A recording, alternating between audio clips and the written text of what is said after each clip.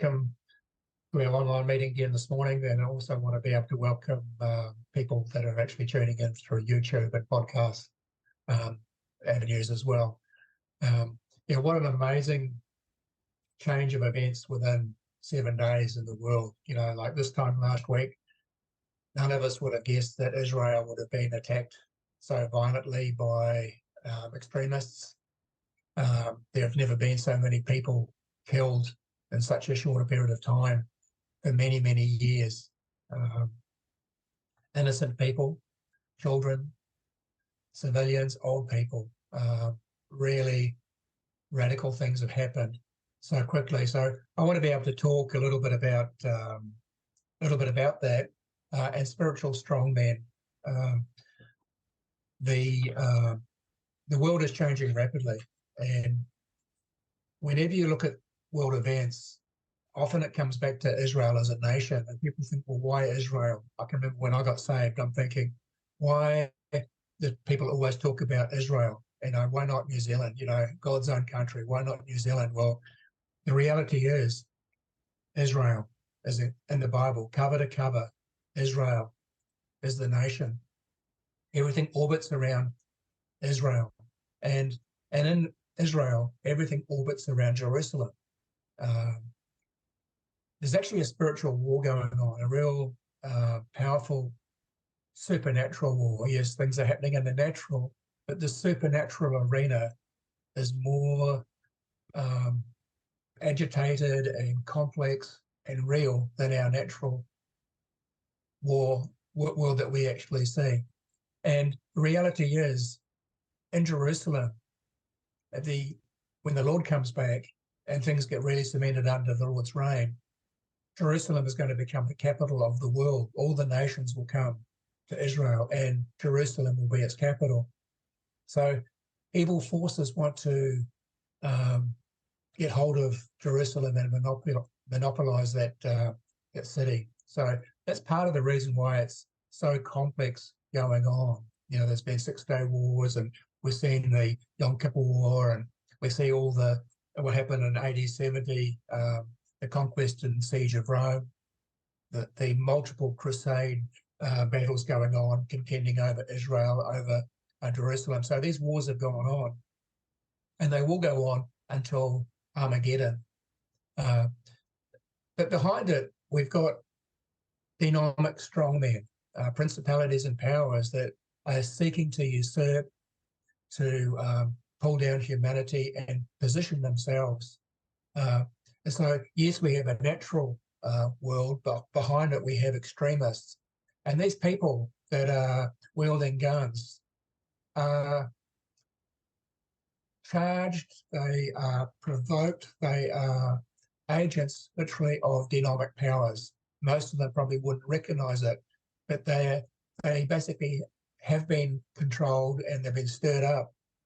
And unfortunately, like what we've seen in Gaza Strip last week, you know, there's been lots of innocent people, and the Hamas, they've been using human people as shields to hide behind all their guns and all their missile silos and all that sort of stuff, knowing that Israel won't fire with all these innocent civilians, domiciled there.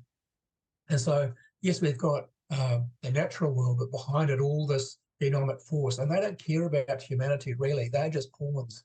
They're collateral damage, just like in the Gaza Strip. These innocent Palestinian people, not wanting war or hatred or anything like that. They want a peaceful environment, but behind the scenes, these agitated demonic forces are stirring things up. So we have these demonic strongmen that are actually trying to control. Ephesians 6:12 says, we wrestle not against flesh and blood, but against principalities, powers, rulers of darkness in this world, spiritual wickedness in high places. We all know that scripture. But the reality is, we know at the end of the day, Jesus is going to be victorious over everything. He won everything at Calvary, but there's still a battlefield that needs to be sorted out and played through. And just like spiritual powers, there are flesh and blood powers intermessed with this. But the reality is, we are pawns in the game that's going on. You know, humanity are pawns being jostled over, fought over. And we just have to understand that there's always going to be a battle. And I'm just so grateful that angelic powers are protecting us, covering us. I shared with you, I think last month, coming back from Borneo, how we prayed that angelic host would stand sentinel over the ministry and protect people. And, you know, one person took a photograph of this angelic being over a dedication of, I think it was, we had 5 new boarding houses being commissioned. But these angels were being seen, and not only seen, but sensed. There was a real peace there. And we need to know that that's going to take place in Israel, that people will be protected wherever people are through the Middle East, Christians through the Middle East, that they would know that divine protection and covering. And like any battle, there's going to be power plays. There's infrastructure. Lucifer, we know, is a fallen angel, and under him there's principalities, powers, rulers, demonic hosts, and there's all these little minions going on, religious spirits and lying spirits. Just like any army, there's generals, there's colonels, there's all the officers, and that comes down to the NCOs, the sergeants, and then you go down to the privates. There's an infrastructure, and each of these demonic hosts have actually got allocated territories and responsibilities. Just like any warfare, that we have people assigned to particular roles. You know, we've been listening to the All Blacks play this morning against Ireland. The players have their own allotted space, the forwards and the backs. They've all got their roles to play, and they've got their strengths. And so when it comes to the world and understanding demonic strongmen, Satan is obviously controlling demonic hosts. He was cast out with a third of the fallen angels. We know that. But bottom line is, Lucifer is a prince of darkness, and he's also known as the father of lies. And so there's lots of lies being spread all over our planet. You know, all this wokeness, all this,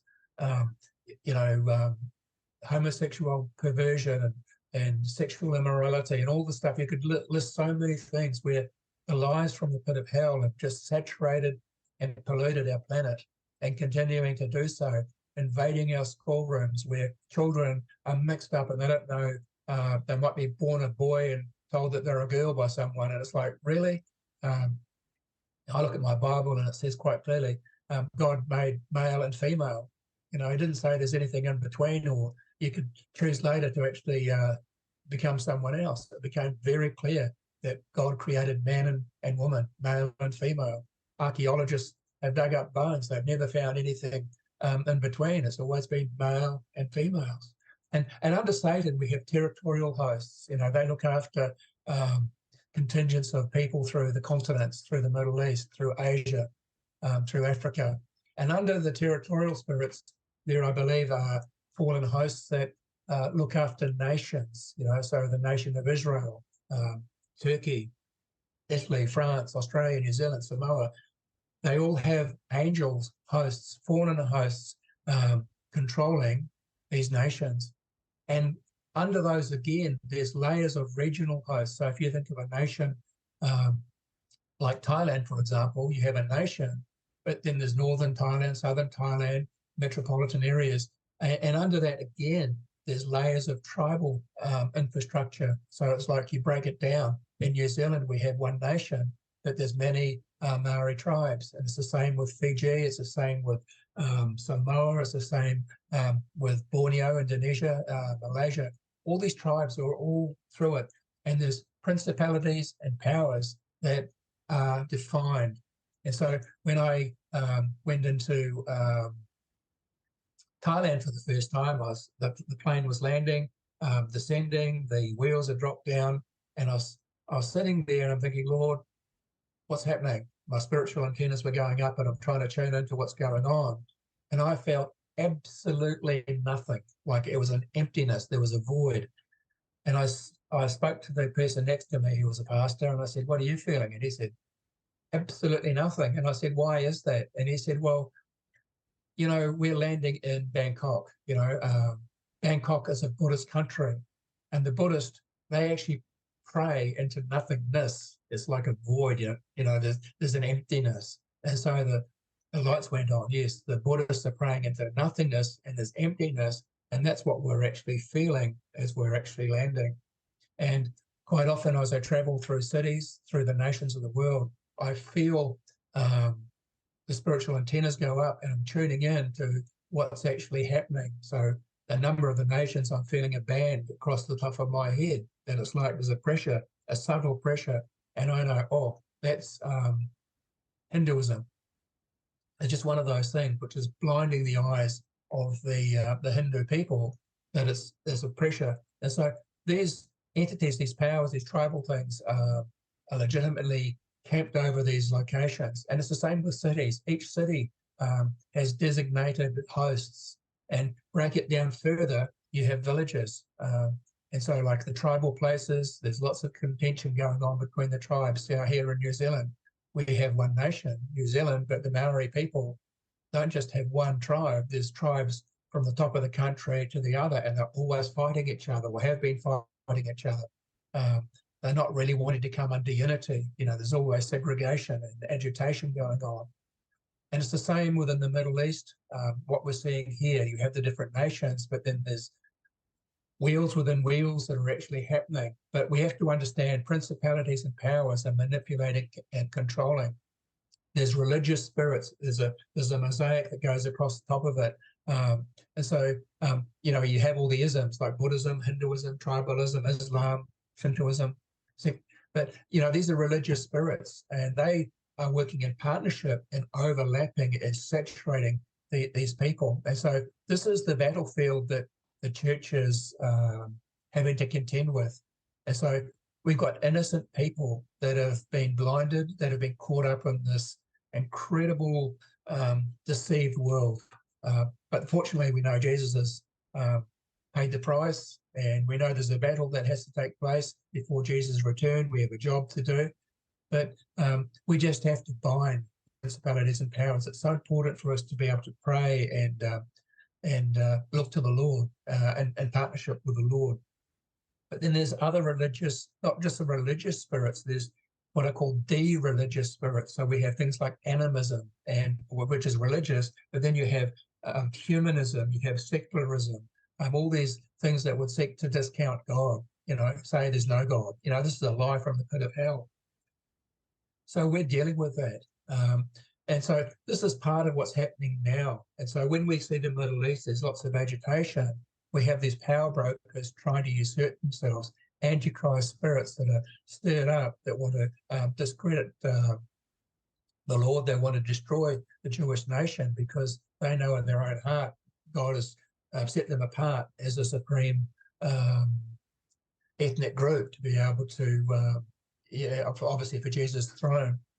And so when we come back to a nation like New Zealand, what's happening here? Is there a strong man over the country? Well, obviously the answer is yes. There's probably strong men. There might be a strong man, but there are also strong men. Derek Prince, he came to New Zealand a number of years ago, several times. I think he came 10 or 12 times. And he was always asked, what is the strong man over our nation? And he discovered it was very similar to the same spirit that's actually over Australia. So Australia and New Zealand is the same. And he said, over New Zealand, there's a strong man called indifference. Indifference, we don't use that word every day of the week. But what is indifference? Indifference really is apathy. It's unconcern, nonchalance, passivity, disinterest really of what's going on around us, and passive. We are immune to what's actually happening. There's a coolness. So this is what this indifference really is. And so, sometimes we don't want to embrace the needs around us. So that's really one of the strong men that is actually over our nation, indifference. A number of years ago, I was going to South Auckland. There was an evening service, and as I was going down the southern motorway, God started to reveal to me in the spirit a number of things. And the closer I got to the church where I was at that night, the revelation became clearer and clearer and clearer.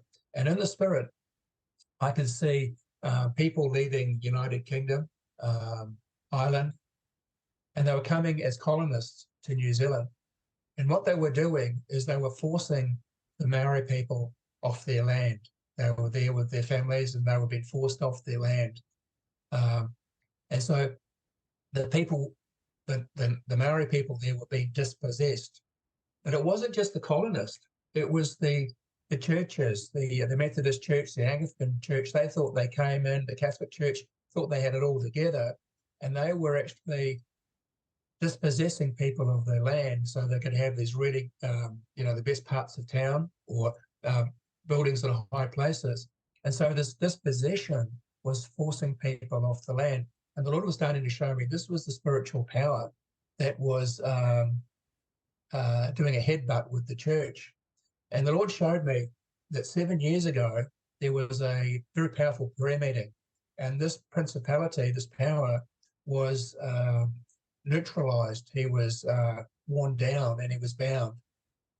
But over the 7-year period, the Lord was revealing to me that this thing that had been bound had broken free. He was regenerating himself. It was hurt.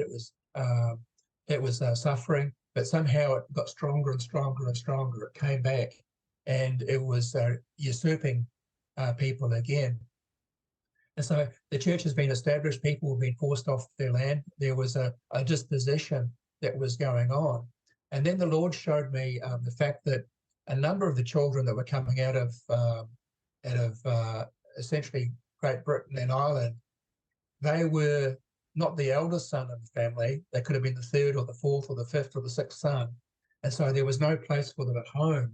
So they were being dispossessed from their families. And that's why they were coming to New Zealand. And the same sort of thing was actually happening in Australia. And so I shared this with the pastor just before the meeting started. And he said, can you pray about it during the worship time? And during the worship time, more and more revelation came about the spirit of dispossession. And I said, what is the name of this thing? And I had no idea what it was. I could see what was happening, but I didn't know its name. And the Lord gave me a name, Girashna, and I'm thinking, what is that? Am I going mad here? And when I returned home that night, the first thing I did, I got out of the car, went into the office, and I pulled down my Strong's Concordance. And straight away, I looked at the name Girashna in the Chaldees dictionary, which was part of the Greek Strong's thing. And this is what it says: Girashna, evicted, displaced, ruthless, even as a man would divorce and put out his wife, loss of inheritance, expelled, ejected, put forth. So by revelation, I was understanding more and more about what was actually happening. It was a principality, it was a power, it was a strong man. And the way to deal with that is obviously through prayer and intercession. So revelation had come. So we need to pray what's happening in the Middle East, that God will give us insight, that we can target the problem. But when we come to indifference, that means difference. We're different. We're actually positioning ourselves, we're pushing ourselves away from people as well. And so Pastor James was talking about the prophetic shifts, the 5 prophetic shifts post-COVID, from distant to intimate. And so when I'm thinking about this, I'm thinking indifference, we're distant from people, but we're really, called to be intimate. We're supposed to be close with people. We need to be able to embrace people, not just within the church, but in our community. In Australia, there's a real sense of rejection and rebellion. A lot of it comes from this exile, being kicked out. The colonists into Australia were generally convicts, and they were just stealing bread and things like that, and they were being forced out of their country for something so minor. But there was a real spirit of rejection. But I just think when it comes to indifference, maybe the church could be different. If we just take out those 2 little words, in, difference, and maybe we can be difference. So the question is, find the difference. I don't know about you, but we have grandchildren. We do a lot of babysitting. and you can open up a book and it's like spot the difference, and they've got to figure out what the difference really is. And I think the church needs to be in this game where people, the world, can actually see us and spot the difference. Maybe this is a U-turn, that we no longer going to be indifferent, but we can be different people. We can be powerful. And so understanding there are principalities and powers that are monopolizing people's lives, controlling people's lives. Yes, we are pawns in this incredible chessboard of the nations. But over New Zealand, a number of prophetic voices have sensed and known that there are angels positioned over the length of our nation, heavenly hosts. Some people have even seen like a heavenly aurora. We've got the aurora borealis, the southern lights, but people have seen this heavenly glow, this glory, naturally with their eyes, and understanding Jesus is on our side. We've got to pray against the spirit of dispossession within our nation. This is our territory. This is our home base. Jesus has crushed the head of the enemy. But the snake still wants to bite us. We need to be able to deal with the enemy. We need to have a church that's fully armed with the armor of God, not just armed, but using the sword of the Spirit. We have a society that it's like it's been disarmed. We need to have the word of God fully in our society. Society is wanting to take the sword away and not have the word of God as the bottom line for our laws and our society's cornerstones, as it were. We have to have a church that's putting on the might of the Spirit, the power of the Spirit. And it was so good just in the last number of weeks just to see the lift again of what God is doing. So many people saved when we combined as a church last week again. People, all sorts of people, dysfunctional people, being realigned with God, separated but coming together. But as soon as the world starts to see a church putting on its might, the miracles, the signs and wonders, it's very attractional. People are very, very curious. People sit around staff room tables and talk about astrology and all sorts of gobbledygook. It's just destroying them from within. We've got to position the word of God for people to see clearly. We have to have a warrior spirit within the church. We are, having a battle, and we need to rise to the challenge.